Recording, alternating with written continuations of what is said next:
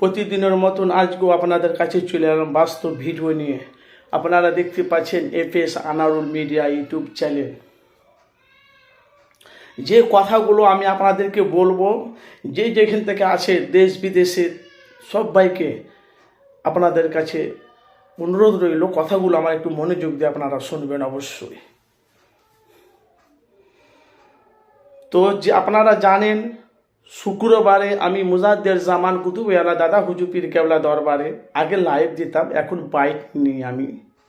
সব দাদা হুজুর পীর কেবলা দরবারে সব মুরিদগণেরা আসে, তো আমি তাদের কাছ থেকে বাস্তবগুলো তুলে ধরি যে ডায়মন্ড হাওড়া অভিষেকের বিরুদ্ধে নওশাদ সিদ্দিকী ভোটে দাঁড়িয়েছে, সেই বিষয়ে আপনারা কি বলবেন। তো যাই হোক, সেদিকে আমি কিছু বলছি না। তারা বলছে যারা দেশের কাজ করবে, বিভিন্ন রকম কথা বলছে, সেটা বাদ দেন। মূল কথা হলো নওশাদ সিদ্দিকীকে নিয়ে কিছু একটা বাস্তব ভিডিও আপনাদের কাছে আমি শেয়ার করব, আপনারা মনোযোগ দিয়ে শুনবেন। ওখানে আমি বাইক নিচ্ছি, দেখছি একটা মহিলা বোরখা পরে 24 পরগনার ওই এলাকার দিকেই হবে, তো ওখান থেকে একটা মহিলা সব ঘোরাফুরি করছে, আর আমি এখানে বাইক নিচ্ছি। সব দাদা হুজুর পীর কেবলা ভক্তরা আছে, সবাই আসছে। যে আমি বলছি, আমি যে ঘোরাফুরি করছি, আমি দিদি কী ব্যাপার, আপনি ঘোরাফুরি কেন করছেন? বলছে এরকম ব্যাপার, নওশাদের বাড়ি তো আমি চিনতে পারছি না, তো নওশাদের বাড়ি একটু দেখিয়ে দিবে। তা আমি বললাম, দিদি আপনি কোথা থেকে এসছেন? আমি ওকে বললাম, দিদি আপনি কোথা থেকে এসছেন? বলছে আমি 24 পরগনা। কি নাম্বারটা বললো, ওখান থেকে এসেছি। আমি কী হয়েছে? বলছে আমি একটা সমস্যায় পড়ে আছি। আমি কিছু বলেন না? বলছে না, আমি নওশাদ সিদ্দিকী ভাইজানকে বলবো। আমি যে আমাকে বলেন না, আমরা সাংবাদিক, আমরা মিডিয়া, যদি সেরকম হয় আপনার ভিডিওটি বাস্তবটা মানুষের কাছে তুলে ধরবো। তো বলছে আমার স্বামীটা এই ব্যাপার, আমার স্বামীটা বিমার আছে, হসপিটালে আগে ভর্তি ছিল।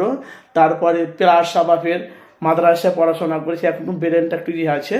যাই হোক, এই ব্যাপার, আমরা একটা জায়গা নিয়েছিলাম, সেই জায়গাটাকে নিয়ে আমরা যখন ঘর করতে চাইছি, কিন্তু একটা রাস্তা বের করতে দিচ্ছে না। কারা? আমি বলছি, ওরা বলছে টিএমসির লোকেরা। আমি টিএমসি লোকেরা? বলছে হ্যাঁ। যে আমি ওকে বলুন, কেন তুমি জায়গা যখন কিনেছো কেন রাস্তা দেখে নাওনি? বলছে না, আমি অতটা বুঝতে পারিনি, তো তৃণমূলের লোকেরা জোর করে আমার রাস্তা আমাকে বের করে দিচ্ছে না, তো এই জন্য নওশাদ সিদ্দিকীর কাছে এসেছি। নওশাদ সিদ্দিকী যদি একটা কিছু করে দিতে পারে। ভাই একটু মনোযোগ দিয়ে আমার কথাগুলো শুনবেন, আপনারা কেউ ভিডিওটি আপনারা কেটে কেউ এড়িয়ে যাবেন না। তারপরে এবার আমাকে বলছে এই ব্যাপার। আমি তো বললাম, দিদি দেখেন কিছু মনে করেন না, আমি আপনার ভাইয়ের মতন। কী হয়েছে? বলছে আপনার এলাকায় কি আইএসএফের কোনো পার্টি অফিস আছে? বলছেন না। বলছে টিএমসি। আমি বলছি টিএমসির লোকেরা এরাই তো আমাকে রাস্তাটা বন্ধ করে দিয়েছে। একবার টাকা দিয়েছিলাম, সেই টাকাগুলো নিয়ে নিয়েছে, এখন রাস্তা বেরো দিচ্ছে না। এই ফুরফুরা শরীফে এসি যেন নওশাদ সিদ্দিকী একটা রাস্তা বের করে দেয়। আমি ওকে বললাম, দিদি এই ব্যাপার, যদি ওখানে যদি আপনার আইএসএফের কেউ যদি না থাকে, তাহলে আপনি এখানে কিছু করতে পারবেন। এখন আইএসএফের যদি পার্টি অফিস থাকে, তাই যাহাকে একটা রাস্তা বার করে দিবে। আপনি দেখেন যদি রাস্তা বার করতে পারে। আমি বলে, দেখুন দিদি, যেহেতু এখন পশ্চিমবাংলা মুখ্যমন্ত্রী মমতা ব্যানার্জি এখন পশ্চিমবাংলা মুখ্যমন্ত্রী, দেখেন টিএমসি তৃণমূল সবাই তো খারাপ নয়, কেউ ভালো আছে, কেউ খারাপ আছে, তাকে তুমি জিজ্ঞাসা করো। তো তাদেরকে আমি যে কথাটা বললাম এই ব্যাপার, আমি বললাম এই ব্যাপার, নওশাদ সিদ্দিকী তো এখন আছে কি না আছে, আপনি চলে যান তালতলা হাটে, ওখানে গিয়ে দেখবেন, ওখানে জিজ্ঞাসা করবেন, আপনার সিদ্দিকী বাড়িটাকে দেখিয়ে দেবে। বেগামনে ভাই কত দূর? আমি এখান থেকে প্রায় 5 থেকে 7 মিনিট লাগবে। আমি ঠিক আছে দিয়ে গেল, আমাকে বলছে এই ব্যাপার। আমি বলুন, দেখো দিদি, আপনাদের ওখানে যদি কোনো টিএমসি যদি পার্টি অফিস থাকে, তাকে জিজ্ঞাসা করো, নাহলে পাশে গ্রামে যাও।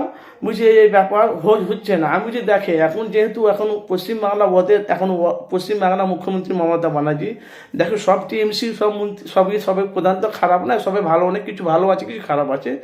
আমাকে বলে এই ব্যাপার, আমাকে উনি নাম্বার দিয়ে গেছে, নওশাদের নাম্বার আমার কাছে চেয়েছিল। তা আমার কাছে আমি বলেছিলাম নওশাদ সিদ্দিকী যদি নাম্বার যদি থাকে, যোগাযোগ করতে পারে, তাহলে আপনাকে দেবো। তো আপনারা যেখান থেকে আছেন, অবশ্যই আপনারা মূল্যবান কমেন্ট বক্সে মতামত জানাবেন। আর ভিডিওটি যদি ভালো লাগে, অবশ্যই আপনারা কমেন্ট বক্সে মতামত জানাবেন। অবশ্যই আপনারা আমার চ্যানেলটি যদি বক্তব্য যদি ভালো লাগে, এই ধরনের ভিডিও পেতে গেলে অবশ্যই আমার চ্যানেলটিকে সাবস্ক্রাইব করে পাশে থাকা বেল আইকনটি ক্লিক করে রাখবেন। আর দেশ বিদেশের প্রত্যেকটা ভাইদেরকে অবশ্যই আমার চ্যানেলটিকে আপনারা চোখ রাখবেন।